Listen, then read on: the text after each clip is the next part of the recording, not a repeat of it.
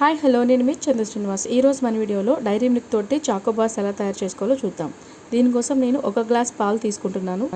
పాలు ఇలా పొంగిన తర్వాత ఒక చిన్న స్పూన్ తోటి కార్న్ఫ్లోర్ తీసుకుంటున్నాను. కార్న్ఫ్లోర్ ఇలా బాగా కలుపుకున్న తర్వాత పాలు చల్లారనివ్వాలి. పాలు బాగా చల్లారిన తర్వాత కొంచెం అంటే హాఫ్ స్పూన్ వరకు వెనిలా ఎసెన్స్ యాడ్ చేసుకొని బాగా కలుపుకొని పక్కన ఉంచుకున్నాను. నేను ఇక్కడ ఒక 10 రూపీస్ డైరీ మిల్క్ చాక్లెట్స్ తీసుకున్నాను. వీటిని బయటే ఉంచితే లోపల చాక్లెట్ కరిగిపోతుంది. చాక్లెట్ పైన వైపు కట్ చేసుకొని పాలని ఈ చాక్లెట్ కవర్లో పోసుకోవాలి. ఇలా అంచున్న గ్లాస్ తీసుకున్నట్లయితే పాలు కింద పోకుండా నీట్గా ప్యాకెట్లో పోసుకోవచ్చు. ఇప్పుడు పాలని ఒకసారి ఈ చాక్లెట్లో మిక్స్ చేయాలి. మనం పాలల్లో ఎట్లాంటి షుగర్ యాడ్ చేయలేదు కాబట్టి ఒకసారి ఇలా మిక్స్ చేసుకోవాలి.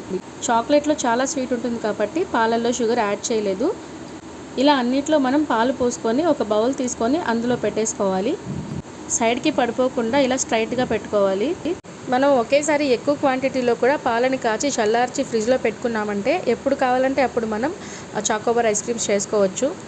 జస్ట్ ఒక డైరీ మిల్క్ తెచ్చుకొని దాంట్లో పాలని మిక్స్ చేసేసి డీప్ ఫ్రీజర్లో పెట్టుకున్నామంటే ఎప్పుడు కావాలంటే అప్పుడు చాకోబార్ రెడీ అయిపోతుంది. ఇప్పుడు వీటన్నిటిని నేను డీప్ ఫ్రీజర్లో పెట్టాను. ఒక 5 అవర్స్ తర్వాత నాకు ఇలా చక్కగా ఐస్ క్రీమ్స్ రెడీ అయిపోయాయి. అచ్చం మనం బయట కొనుక్కున్న చాకోబార్స్ లాగే ఉంటాయి టేస్ట్. మీరు కూడా ఖచ్చితంగా ఒకసారి ట్రై చేయండి. మనం చాలా ఈజీగా ఇంట్లోనే చాకోబార్స్ తయారు చేయొచ్చు. అచ్చం బయట కొన్నట్లే ఉంటాయి. టేస్ట్ చాలా బాగుంటుంది. పిల్లలకి కూడా ఐస్ క్రీమ్స్ అంటే చాలా ఇష్టం కదా. ఇలా చేసి ఇచ్చారంటే చాలా ఇష్టంగా తింటారు, చాలా హ్యాపీగా ఫీల్ అవుతారు.